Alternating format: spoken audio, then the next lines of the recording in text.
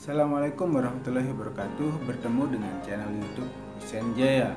Pada kesempatan kali ini saya akan berbagi informasi tentang saldo dari bantuan pangan non tunai atau BPNT yang sudah 1 bulan, 2 bulan, ataupun 3 bulan ataupun lebih yang ternyata setelah dicek adalah zong. Itu karena apa dan bagaimana solusinya? Untuk itu simak terus video ini, jangan di skip. Dan bagi teman-teman yang baru bergabung dengan channel saya, silahkan klik tombol subscribe-nya dan nyalakan tombol loncengnya agar teman-teman semua mendapatkan informasi terbaru dan terupdate dari channel saya. Dan apabila teman-teman suka dengan video ini, silahkan klik tombol like-nya dan di-share atau dibagikan di berbagai grup, baik itu grup FB ataupun di grup WA apabila informasi ini bermanfaat. Baiklah teman-teman semua, tadi disebutkan bahwasannya ada beberapa KPM yang mengeluh kaitannya dengan saldo BPNT-nya zong, baik itu 1 bulan ataupun 2 bulan atau 3 bulan ataupun lebih. Itu karena apa?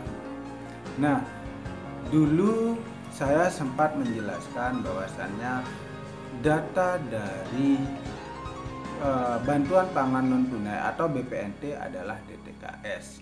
Nah, dalam DTKS ini ada beberapa data yang disebutkan anomali, itu ganda, NIK tidak padan, ataupun sudah tidak ditemukan. Dari sini bisa ditarik kesimpulan bahwasannya kenapa saldo BPNT saya itu zong atau kosong, dikarenakan di data DTKS tersebut ada masalah, baik itu ada NIK-nya tidak sama ataupun nama tidak sama. Perlu dipahami bahwasannya bantuan pangan non tunai tersebut diberikan hanya kepada satu KPM, hanya kepada satu penerima. Dan apa yang terjadi ketika bantuan pangan non tunai tersebut diterima oleh satu penerima dengan 2 bantuan pangan non tunai atau 2 BPNT? Yang jelas 1 bulan bisa dinikmati, 2 bulan bisa dinikmati, mungkin bulan ketiga akan zong, tidak bisa dinikmati dan saldonya akan zong. Ini kasus-kasus yang ada di masyarakat, yang ada di KPM. Kenapa bisa seperti itu?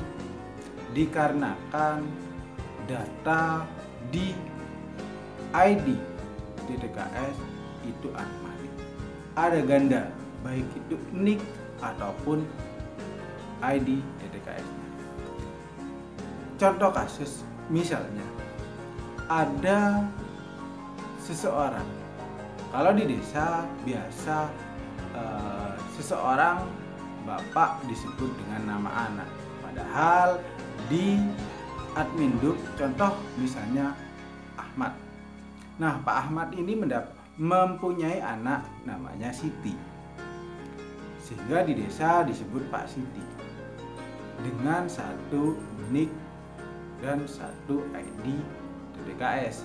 Akan tetapi ketika ada pendataan ataupun verval DTKS, Pak Ahmad mungkin dengan ketidaktahuannya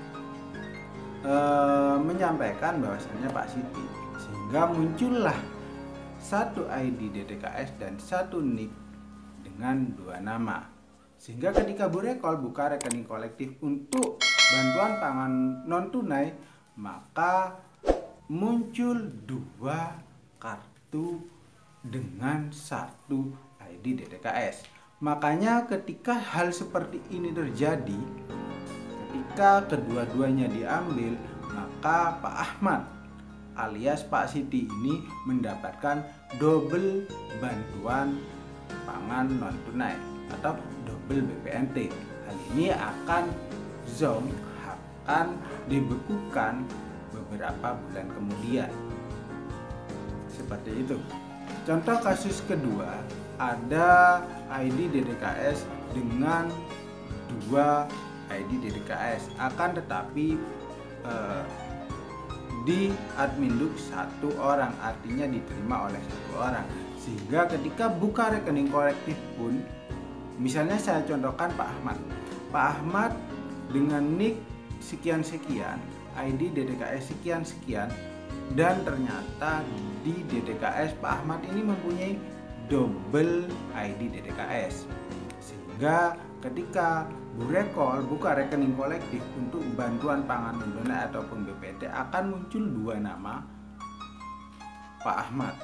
Dan ketika Pak Ahmad mengambil kedua-duanya, akan berdampak di kemudian hari. Mungkin 1 bulan it's okay, gak masalah, bisa dinikmati bantuannya. 2 bulan bisa dinikmati, akan tetapi ketika di bulan ketiga maka bantuan ini akan zonk. Dan ini seperti kasus yang pertama, yaitu dibekukan untuk diperbaiki datanya. Nah, kasus-kasus ini banyak terjadi di masyarakat. Bagaimana langkah masyarakat, langkah KPM untuk tidak melakukan hal-hal yang sekiranya merugikan dia sendiri, sehingga bantuannya tidak ada saldonya atau zonk. Langkah-langkah apa yang harus dilakukan?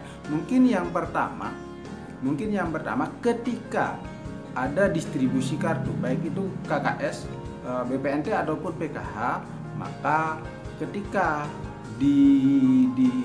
dipastikan ada 2 kartu yang diterima oleh seseorang, misalnya Pak Ahmad, kayak yang tadi Pak Ahmad dengan Pak Siti, seyogyanya tidak diambil semua, hanya diambil 1, sehingga bantuan tersebut tidak double. Itu yang pertama. Yang kedua, ketika misalnya Pak Ahmad dengan ID DDKS 2 dan dipastikan itu ID DDKS-nya, maka diambillah salah satu. Dan bukan cuman itu, harus tetap dilaporkan kepada operator SIG-NG. Agar kenapa? Agar dilakukan verbal. Dan menghapus salah satu ID ganda dan tadi nick gandanya.